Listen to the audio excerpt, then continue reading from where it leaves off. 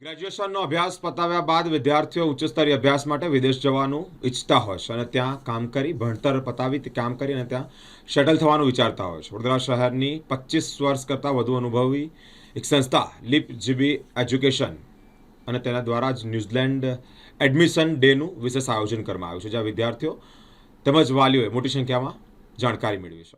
વિદેશ અભ્યાસ ક્ષેત્રે 25 વર્ષનો અનુભવ ધરાવતી સંસ્થા એટલે કે લીપ જીબી એજ્યુકેશન અને તેના દ્વારા જ વડોદરામાં ન્યૂઝીલેન્ડ એડમિશન ડેનું ભવ્ય આયોજન કરવામાં આવ્યું છે. આ કાર્યક્રમમાં ન્યૂઝીલેન્ડની તમામ પબ્લિક યુનિવર્સિટીઓ અને સરકારી કોલેજોના પ્રતિનિધિઓએ હાજર રહી વિદ્યાર્થીઓને રૂબરૂ માર્ગદર્શન આપ્યું છે.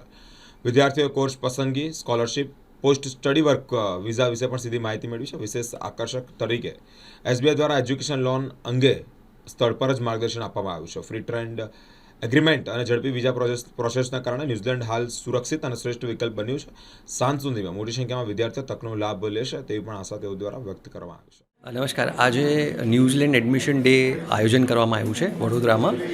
અમારી કંપની લીપ જીબી એજ્યુકેશન જે લાસ્ટ 25 વર્ષથી સ્ટુડન્ટ્સને ગાઈડ કરે છે, તો અમે આજે વડોદરા ખાતે ન્યૂઝીલેન્ડની બધી જ પબ્લિક યુનિવર્સિટીઝ, ગવર્મેન્ટ કોલેજીસના ઓફિશિયલ્સ પર્સનલી અહીંયા આવેલા છે અને it's a very good opportunity for students કે જે યુનિવર્સિટીના ઓફિશિયલ્સને ડિરેક્ટ મળી એમના પ્રોફાઇલથી એમના કોર્સની કરિયર વિશે, આગળ જઈને ઇમિગ્રેશન અને પોસ્ટ સ્ટડી વર્ક વિઝાના શું રૂલ્સ રેગ્યુલેશન છે એની એકદમ ચોક્કસપણે માહિતી અને ક્લેરિટી, અને સાથે સ્પોટ એડમિશન, સ્કોલરશિપ, એમના ડોક્યુમેન્ટ જોઈને ઓફિશિયલ્સ આજે એમને ઘણા સ્ટુડન્ટ્સને ઓલરેડી આપ્યા છે હમણાંથી, મોર્નિંગથી હમણાં સુધી, અને આગળ બી 4 વાગ્યા સુધી સેશન છે એટલે એ આપવામાં આવશે. જેની પાસે કમ્પ્લીટ ડોક્યુમેન્ટ્સ છે એમને તે એ લોકો પ્રાયોરિટી કાર્ડ આપીને સ્પોટ ઓફર બી આપે છે.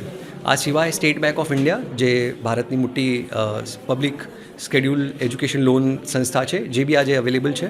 ઘણા સ્ટુડન્ટ્સને એમની લોન રિલેટેડ ક્વેરી, વિઝામાં કયા ડોક્યુમેન્ટ લોનના એક્સેપ્ટેડ છે એ બધી માહિતી બી અહીંયાથી આપવામાં આવેલી છે.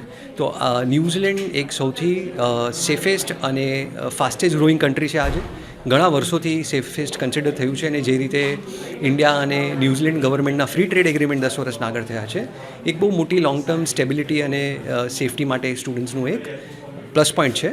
તો આ રીઝનથી ઘણા લોકો અહીંયા આજે ઉપસ્થિત છે અને બધા બહુ ઉત્સાહિત છે કે અમને નેક્સ્ટ ઇન્ટેક જુલાઈ નવેમ્બરમાં એડમિશન લઈ વિઝા લઈને પ્રોસેસ કરી શકે છે. લાસ્ટ 3 મહિનામાં ન્યૂઝીલેન્ડે એક્સ્ટ્રા માણસોને બી ડિપ્લોય કર્યા છે ફાસ્ટ ટ્રેક કરવા માટે, અને વિઝા ફાઇલ બી આજે 4 થી 5 વીકમાં પ્રોસેસ થઈ રહી છે, જે પહેલાં 2-2.5 મહિના લાગતા હતા. તો અમે કોશિશ કર્યું છે, પ્રયત્ન કર્યું છે કે અમે યુનિવર્સિટી ઓફિશિયલ્સને, વડોદરાના સ્ટુડન્ટ્સને, એના પેરેન્ટ્સને ડિરેક્ટ મળાવી શકીએ અને ઓન ધ સ્પોટ બધી જ ક્લેરિટી ક્લિયર કરી શકીએ એ રીતનું આ આયોજન કરેલું છે.